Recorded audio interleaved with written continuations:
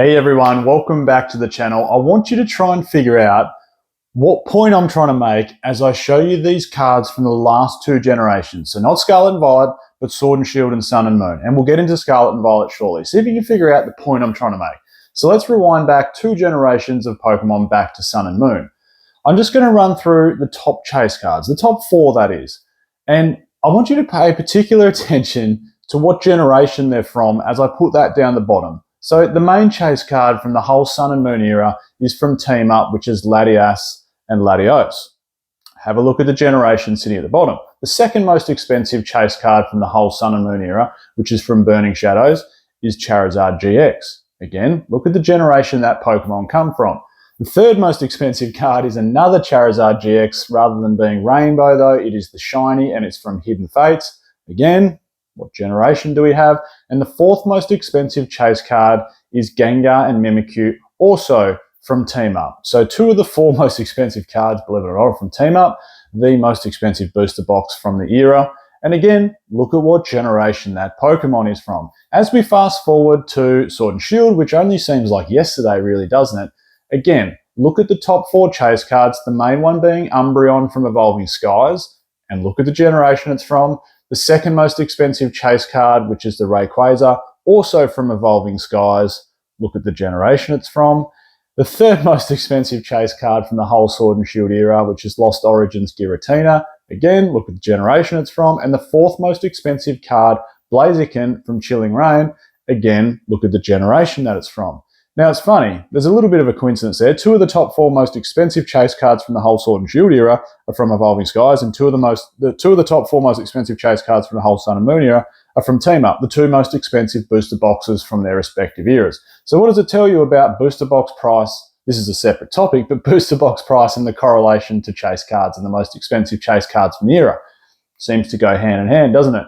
Anyway, what conclusion did you come to as I was showing those top chase cards?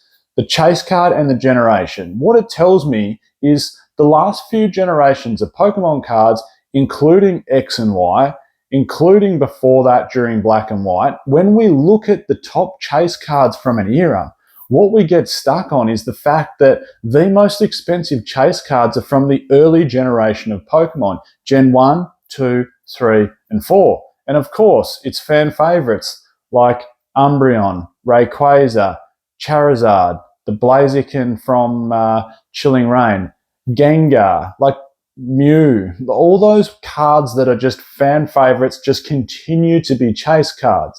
Now, on this fact, I mean, there could be a few reasons for that.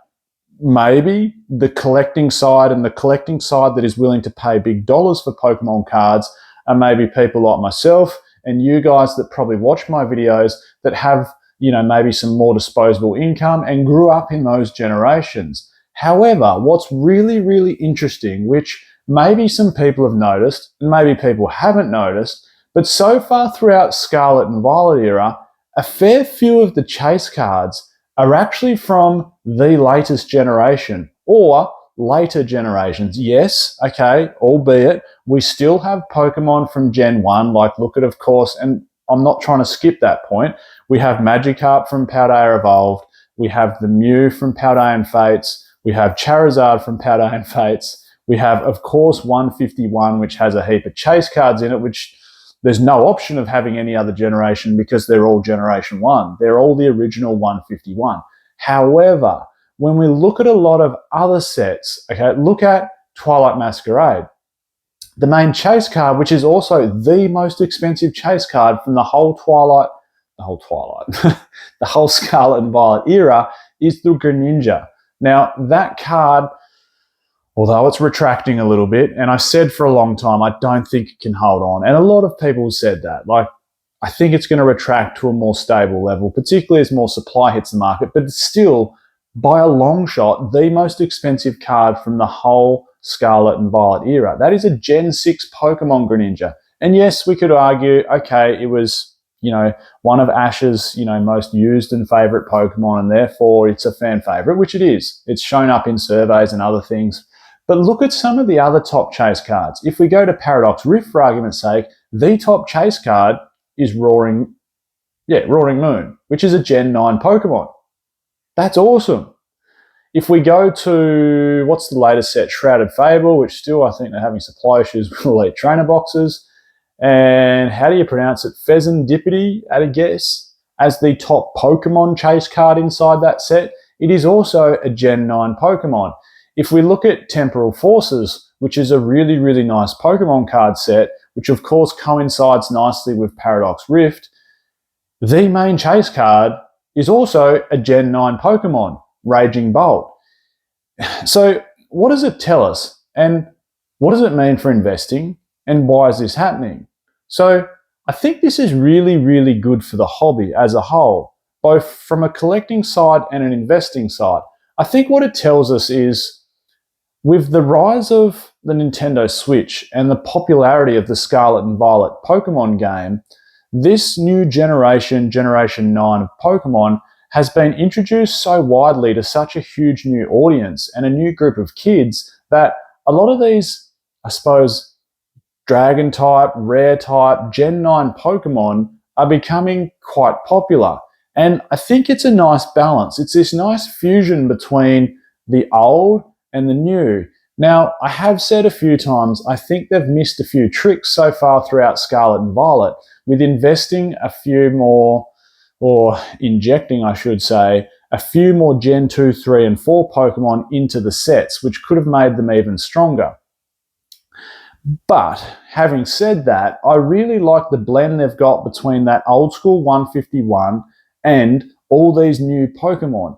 What's that going to mean from an investing side? Scarlet and Violet so far has been the most, to the best of my knowledge, the most successful Pokemon card game, particularly at launch, I think ever, surely, even more so than the original Game Boy games. So what that means is one day when that fan base now that is playing Scarlet and Violet games and is so heavily involved in Gen 9 Pokemon and also playing the trading card game with friends as kids like I used to when I was younger, eventually they're going to be old enough where, they probably want to relive some of that nostalgia.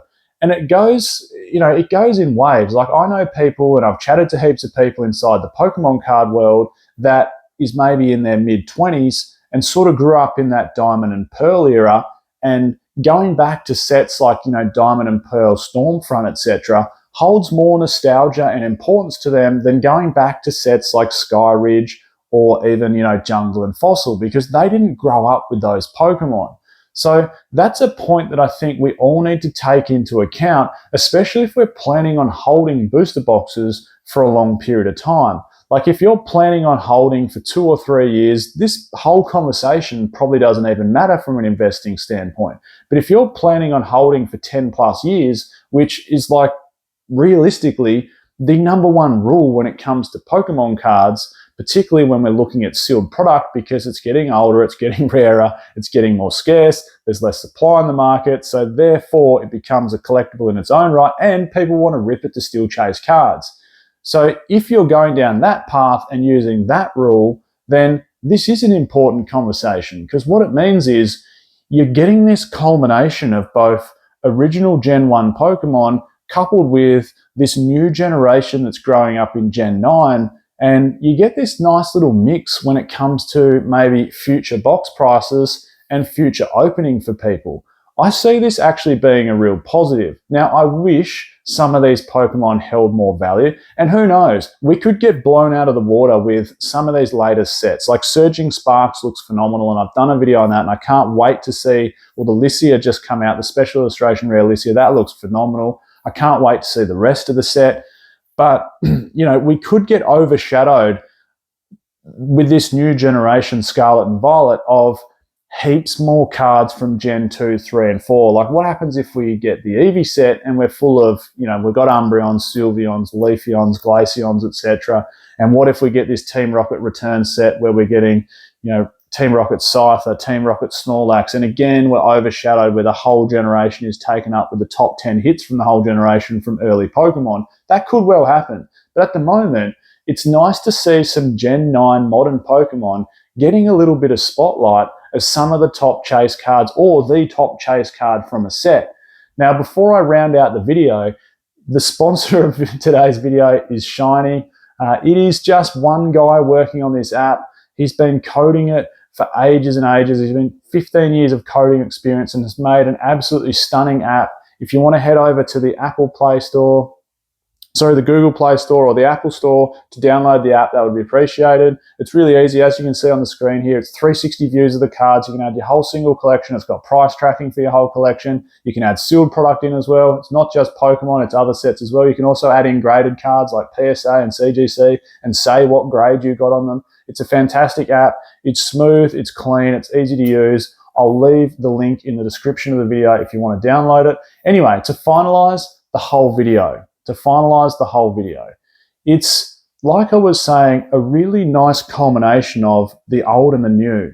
And you know what happens when that happens? You get this nice little product at the end of it. And we see this, and I'm talking car world again here. I know I switch into the car world because in case you don't know, I sell Toyotas and I've been doing it for a long time.